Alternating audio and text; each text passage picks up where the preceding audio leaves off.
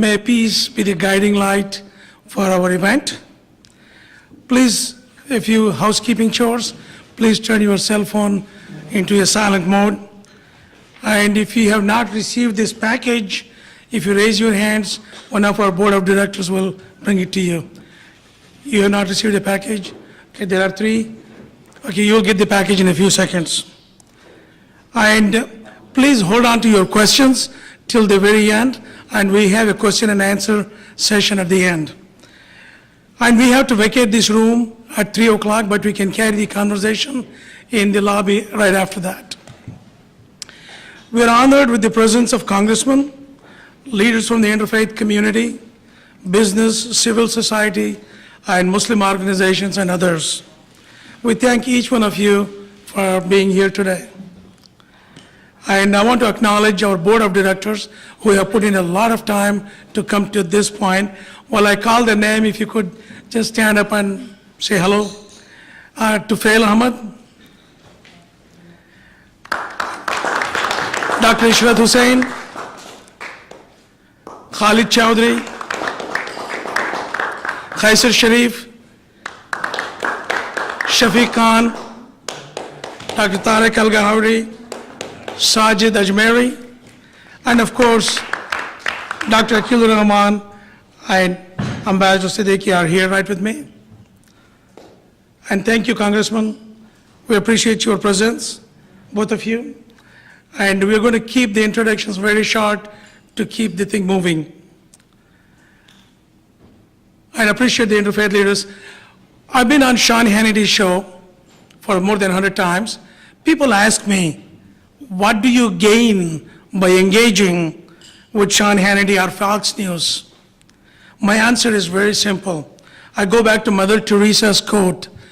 If you want to bring peace to the world, to the community, to the neighbors and friends, go talk with those who have conflicts. And that is something I have been following, and that is the reason I've been with Hannity.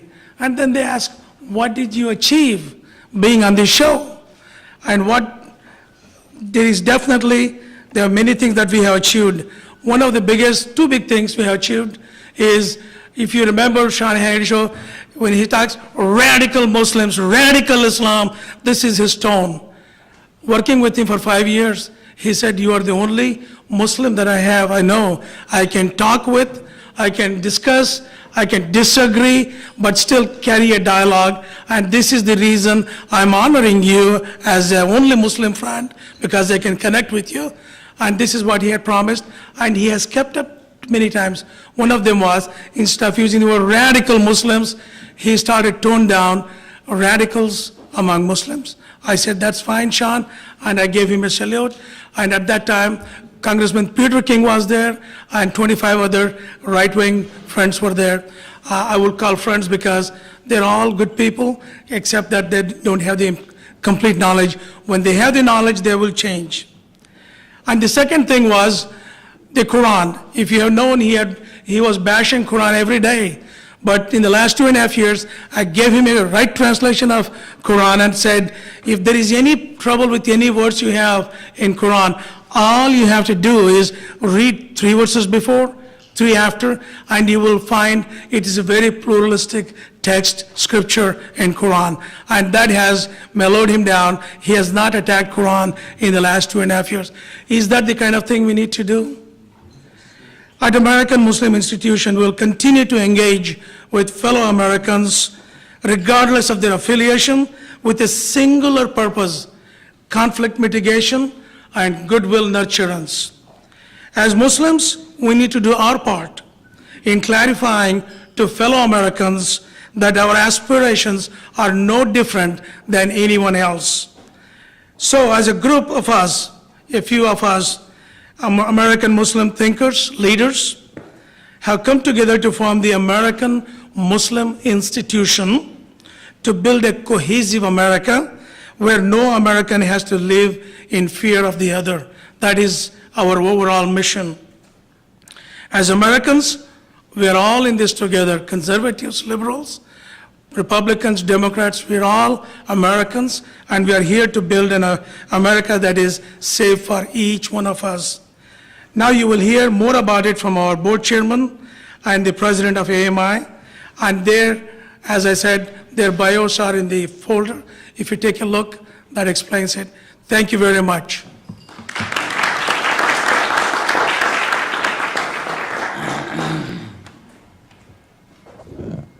Thank you, Mike.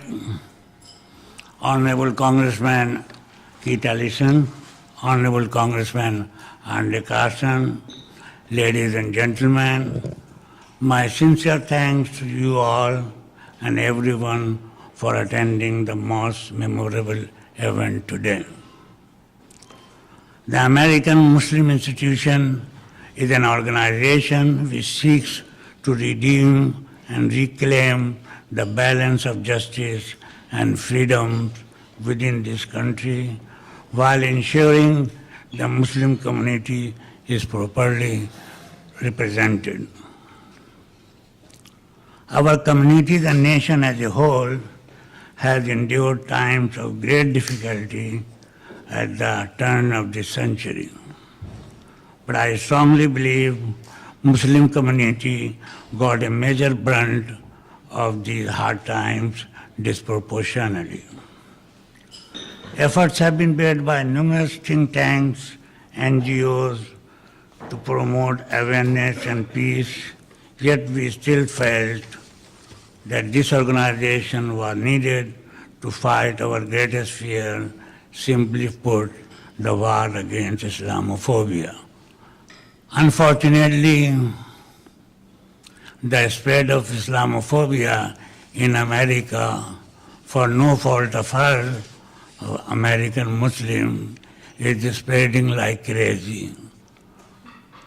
Every year, God knows how many millions of dollars are spent to give Muslims a bad name, to do the Muslim bashing, and to disgrace the Muslim whenever they get a chance. However, we are here to fight it as best as we can. Calling DC home now for almost 5 decades, I am so proud and privileged to be a part of such an organization. We may now provide a credible and proactive, unified voice for our community at the base that is our nation's capital. We can only do this through exposure, dialogue, and an understanding, and we are committed to that. We will build our relationship with every organization who is out there, who is ready to join hands with us and fight the bigotry and all these prejudices in the country. I have spent many years engaging in interfaith discussions with the Christian, Jewish, and religious groups, and working with the political framework of this country to lay the groundwork for a peaceful America today and for time to come. I stand here really so very proud of our success thus far, and I'm even more excited to continuously engage and create an even better tomorrow. I thank you again for attending and hope you too find yourself in a position to engage, assist, and promote awareness through this great institution. This institution will really become a great reality for the Muslims who can be proactive, who can take every action on time rather than wait out for 2 or 3 weeks. And we have fine workers like Ambassador Islam Siddiqui and Dr. Mike Ghouse, who are leading the charge of this organization. And I'm sure those who want to help us, those who want to engage with us, those who want to give their time, money, and physical resources, we will do great, inshallah. Thank you very much. Good afternoon and greetings to you all this afternoon. Honorable Congressman Ellison, Honorable Congressman Carson, this is a great pleasure that you could join us this afternoon to launch the American Muslim Institution. And I also thank a number of distinguished guests in the audience. I will miss some, so I would not name every one of those, but I really appreciate your being here this afternoon and all the other community members and leaders who have joined us from different faith communities. I have to say that just like any Americans, Muslim Americans are no different. We dream of raising our families, educating our children, and living and prospering in harmony and peace with our neighbors. Let me share just my personal narrative, and that is I came to the U.S. as a student from India on a scholarship. After finishing my PhD degree from University of Illinois, I went to California and started working as a scientist with the state of California. And there I was blessed to get promoted because of all the hard work and dedication I had put in my work, that I was promoted to many managing positions. Living in a small town in California called Davis, which is a university town, for nearly 30 years, my wife and I raised 3 children. 2 of them are accomplished attorneys, and one of them just recently finished his MBA from Harvard Business School. The reason I tell you is this is a story of many, many Muslims in this country, and this is not about me, it's about all of us in our community. Then I was fortunate to move to Washington, D.C. as a political appointee in 1997 to serve as a Deputy Undersecretary and then Undersecretary of Agriculture in the Clinton administration. Again, I was very fortunate to be offered and invited back in government when President Obama got elected. So between 2010 and 2014, I was the U.S. Chief Agriculture Negotiator, which allowed me to serve millions of farmers and ranchers and businesses to increase their exports to the world at the highest floor level in those years between 2010 and 2014. And I have to say, very short description, that is, all these opportunities which was given to me, I'm thankful for that. And in that respect, I like to make it very clear, and this feeling is shared by many of my colleagues here, that I'm very fortunate to call myself as an American and a Muslim at the same time.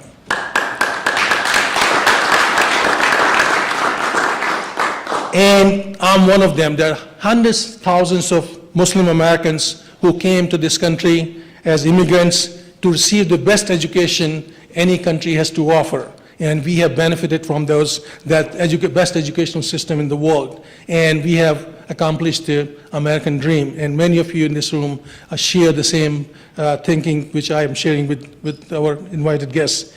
In fact, every day millions of Muslims are making significant and positive contributions to America as doctors, lawyers, businessmen, academics, IT professionals, government and service workers, and even taxi drivers, which there's nothing bad about, getting hard work. We believe that Islamic values and American values are fully compatible and with one another and are founded on common principles of respect and tolerance. Over the past several years, many in the media and my government colleagues have asked me the same questions. Where are moderate Muslims?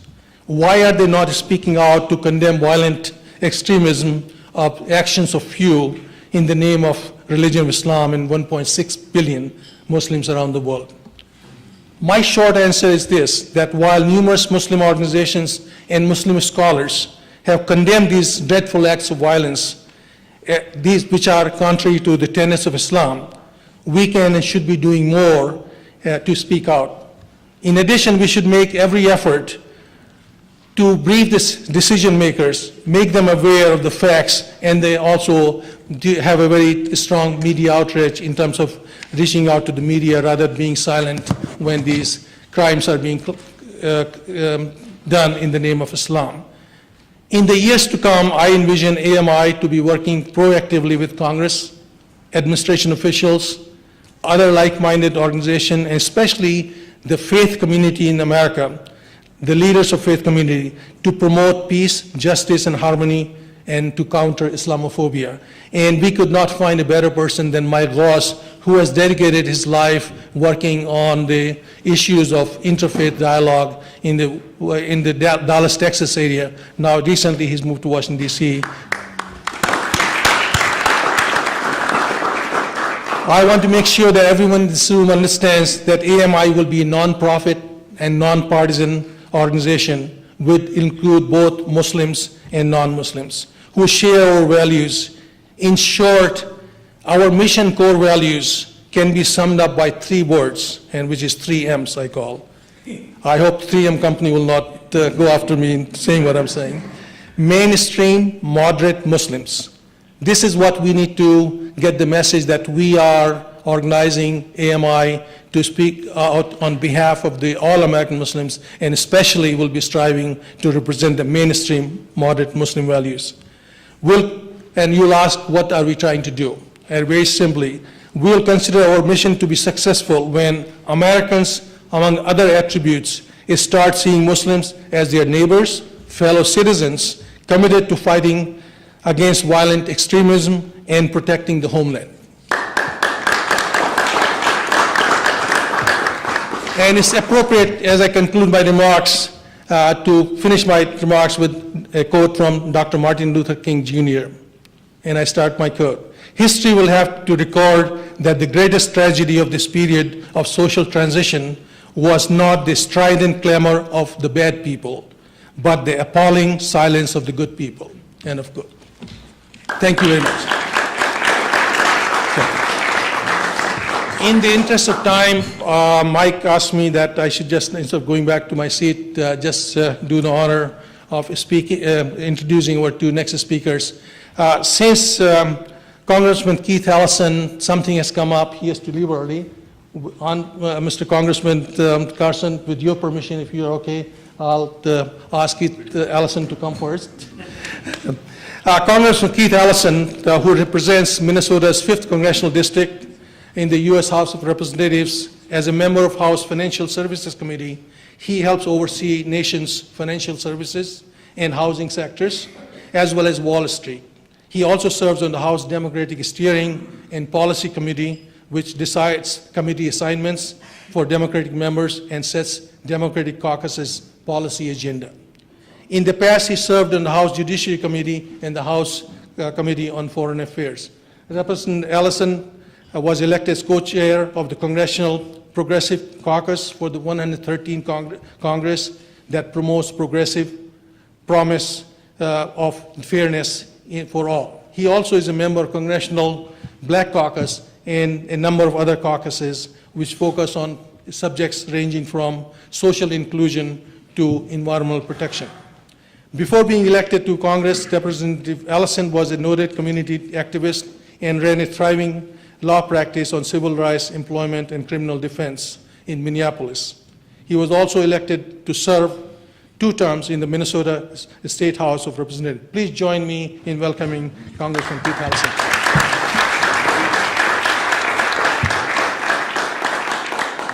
Assalamu alaikum, everybody. And please, I just want to say thank you to my dear friend, Dr. Rahman Islam Siddiqui, and Mike, it's great to meet you today, and everybody who was at this launch of this very important American Muslim Institute. And also thank you to my good friend, Andre Carson. He and I work together on everything, and we're always busy, so thank you for allowing me to move forward, my brother. Let me tell you a quick story. Earlier this year, the Congressional Black Caucus was concerned about the number of events that were unfolding in Ferguson, Missouri. And so a number of us went down to Ferguson to help them get out the vote. In the election before that, only 12% of the people voted. And you know, I can assure you that where participation is low, services will be low. Anyway, people got together and drove the turnout up to 30%, which changed the whole composition of the city council. But while I was there, a friend of mine said, Keith, you ought to go to St. Peter's United Church of Christ, church where you will visit Salam Clinic. Understand what I'm saying to you right now. Within the church, there is a clinic run and founded by Muslim physicians. And these Christian and Muslim leaders collaborated to meet the unmet needs, healthcare needs of the citizens of Missouri, and they didn't start it at the tragedy when the riot took place. They had been doing this for years. Right. Now look, those African American Christian churchgoers were able to get access to health care. Many of them were very low income. They were faithful, good, hardworking people, but they just didn't make that much money. And you may think, well, it's good those folks got their needs met. But I'm going to tell you, those Muslim doctors are getting a need met too, even if they didn't know it. And that was, they were getting their civic needs met. By engaging in that civic activity, they were building trust, building friendships, building relationships, helping to understand not just the delivery of healthcare, but actually the politics of healthcare. And in so doing, have positioned themselves so that if ever some anti-Muslim stuff crops up, they will have some friends that they've known for years and have worked with for a long time. Making the point that it is engagement. I'm all in favor of all the countering violent extremism efforts that people are engaged in nowadays. It's good stuff. But building meaningful relationships with policymakers, with citizens, well, there's no replacing that. And so as the American Muslim Institute reaches out to build durable bonds of friendship, when things come up that are not good, we won't have to meet each other and discuss a problem. We will know each other and just discuss the problem we're both concerned about. So I can assure you, when I was elected to Congress, there hadn't been any Muslims in Congress before that. In case anybody thought it was just some kind of an accident, my brother Andre joined me shortly thereafter. The Muslim community is part and parcel of the American scene. This is our country. We pay taxes. We should be involved in the shaping of the American landscape. And I believe the American Muslim Institute is the right instrument to do that. I endorse the effort wholeheartedly, and thank you all for supporting it.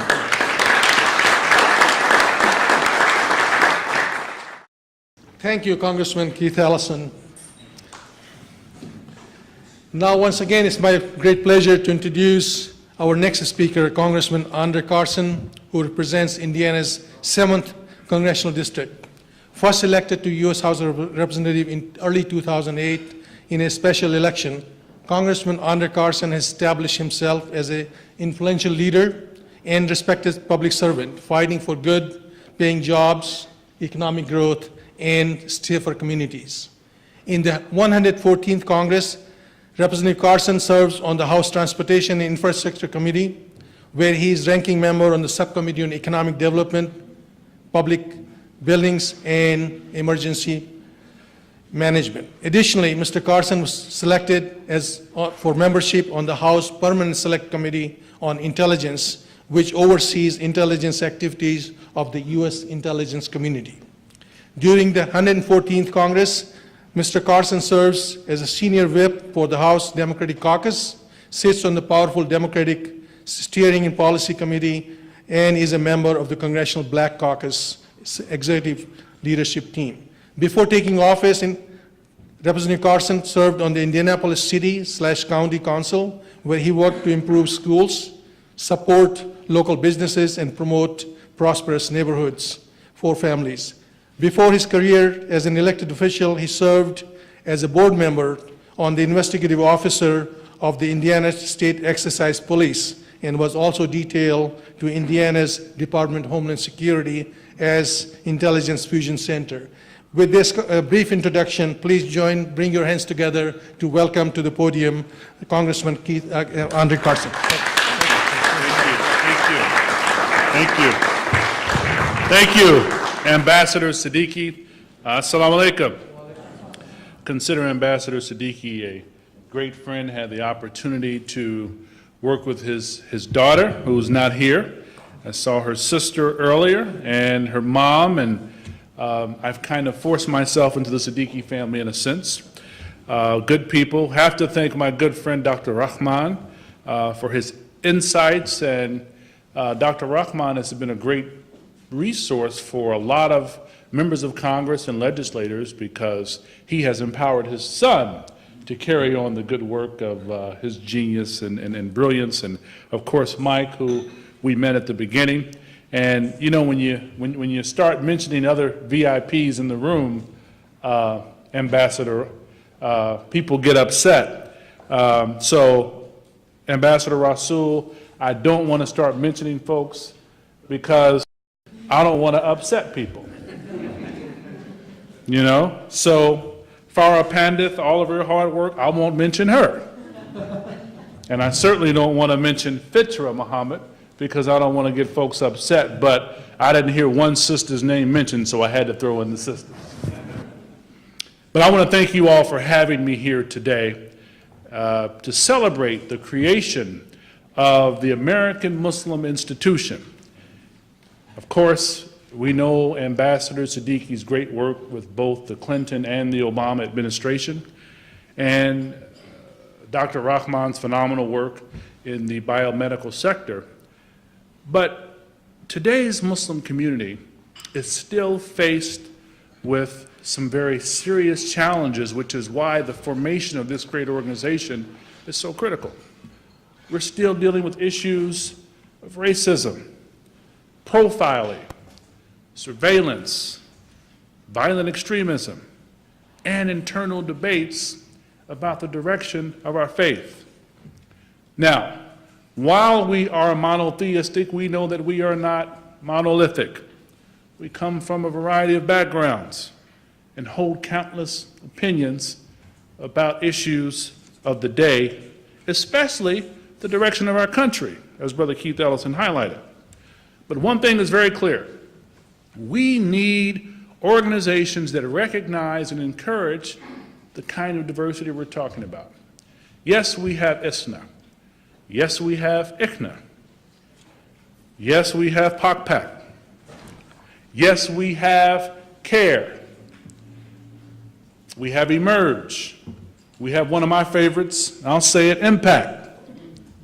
But I think AMI adds to the diversity that we share, because with AMI, you get a different set of opinions and you have a different set of experiences.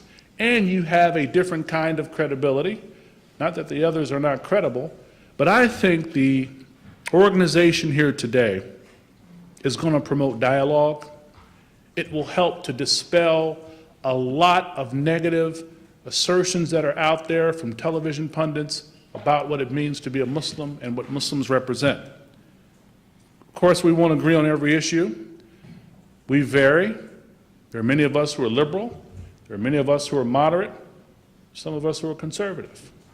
But if we are seeking to make a more perfect union, we have to realize that in the midst of 8 million Muslims who are under attack, if we don't demonstrate some kind of outrage about a 14-year-old kid being arrested without his parents' knowledge because he was genius enough to want to create a clock, and some educator and school officials co-signed his arrest, that tells me that we have a lot of work to do. And AMI is a part of that great work of making a more perfect union, of keeping our republic.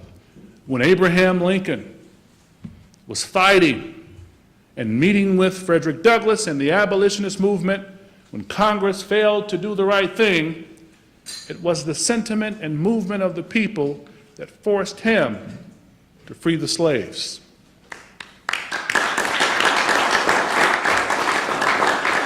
It was the sentiment of the people when Congress refused to do the right thing that pushed a United States president to desegregate the military.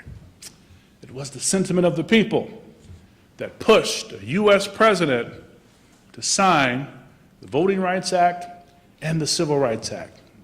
And it will take the sentiment of not only the people, but the sentiment of the Muslim community to push back against Islamophobia, terrorist activity, and controlling our own destiny.